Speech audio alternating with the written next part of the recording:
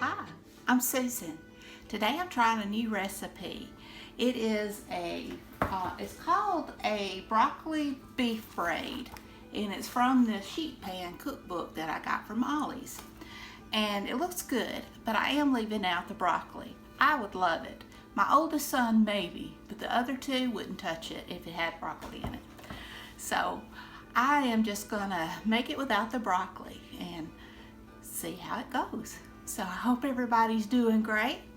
I hope you're taking care, and without further ado, let's get started. For this recipe, you'll need 1 pound of ground beef, a half a cup of chopped onion, garlic to taste, and it calls for 3 cups of frozen chopped broccoli.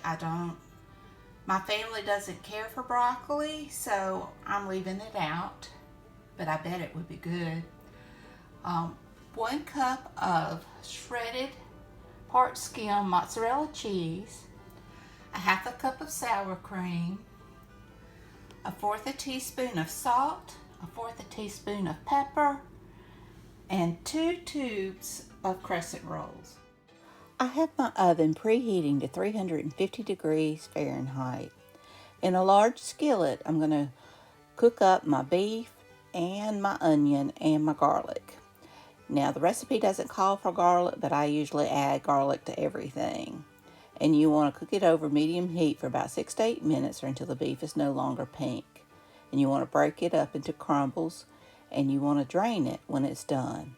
And I always add a little bit of salt and pepper, not a lot.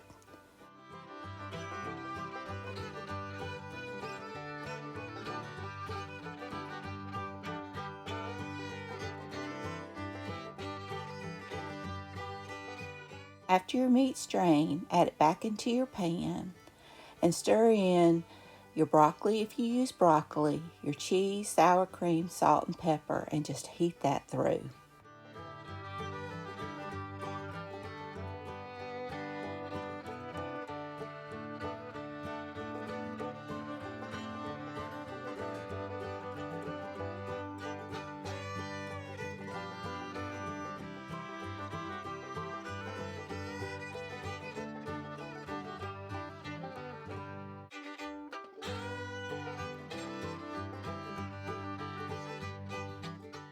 Unroll 1 tube of crescent dough onto a greased baking sheet. I'm using a silicone mat. And you want to form it, it's set into a 12 by 8 inch rectangle, but I really didn't do that. I just stretched it out the best I could. You want to pinch in those seams. And I almost did this on my cutting board. I'm glad I didn't. Now you want to add in half of your meat mixture and just go up through the center.